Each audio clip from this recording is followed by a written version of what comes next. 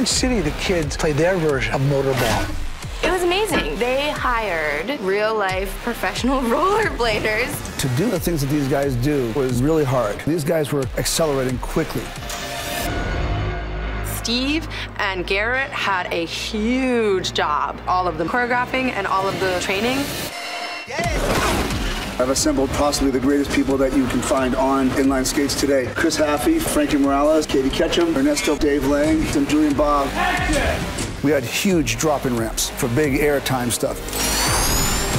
We had high-speed winches out there, and we were able to pull them 15 miles per hour. It was incredible just watching them move. Stunt people hit a ramp, jumped over a fountain, landed it first try. So you guys want to do one more?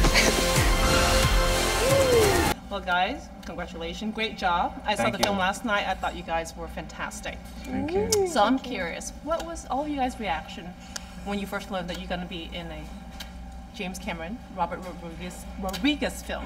Yeah. I was extremely excited. I mean, obviously, you can only, as an actor, hope that you can work with such great people who are such visionaries, and then to have Robert Rodriguez and James Cameron help be at the helm of this job and just trust in us to help create his vision is just, it's a dream come true. It's so surreal, so it's just a lot of excitement, really. Yeah. What was the audition process like for you? I think I went in a couple times to audition, and then with Mary Vernew, who's the most amazing casting director ever, and then they sent my tape off to the producers, and then I just waited. And the waiting is definitely the worst part. And then when I got the call saying that I got it, I was, of course, like, you know, I don't believe them. So I forced my representation to tell me, you got it, like 10 times. And then I was like, okay, I think I got it. And it was amazing. And I actually didn't get the script until I was on the plane headed to Austin. So it was definitely a surprise for me, and I had no idea what I was going into. But I didn't really have to, because it's James Cameron and Robert Rodriguez, and I trust them fully, so yeah. How about you? What was your first reaction when you found out you got the role?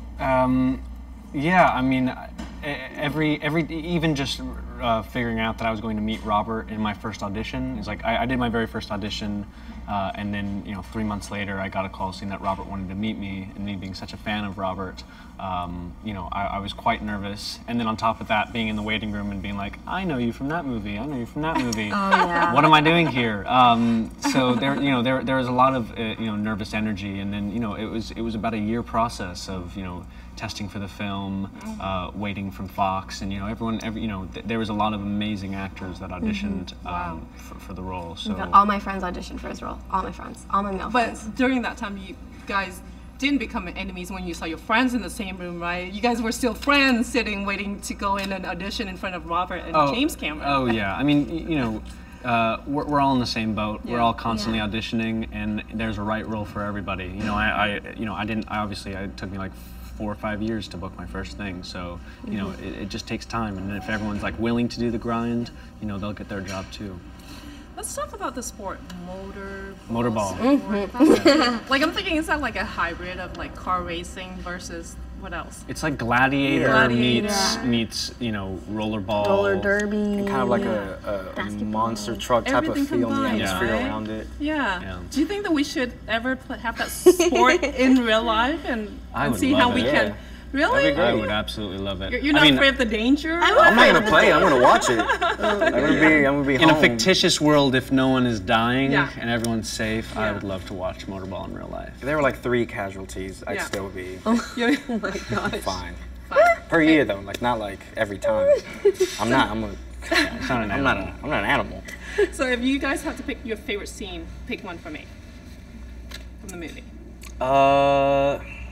I'm gonna take, for sure you guys are gonna, the Kansas bar fight. Oh, yeah.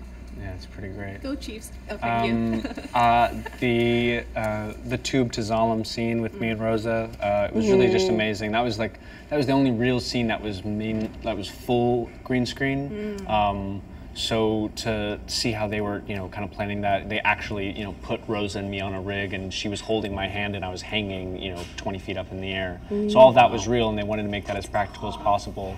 And then, I got to do this really fun wire fall where, I just let go and fall into the, depths. So it was cool seeing how they tackle all those little moments. Wow. You? My favorite scene is when she's balancing on her hand and then she pushes herself up and goes and says, mercy. That's my favorite part. I was like, when that happened, I was like, yes! As an audience member, because you really feel it and you get so excited, so. Such a great film, though. Yeah. I had so much fun last night watching that. Thank you. Great job, guys. You go in there, you race, you win, you come back right here, and you wear all of these pads. Remember, if you wreck this body, I can't fix it. Yes, I know. Tonight is not a game. Contenders, take your marks. It is a hunt. And here comes the rookie.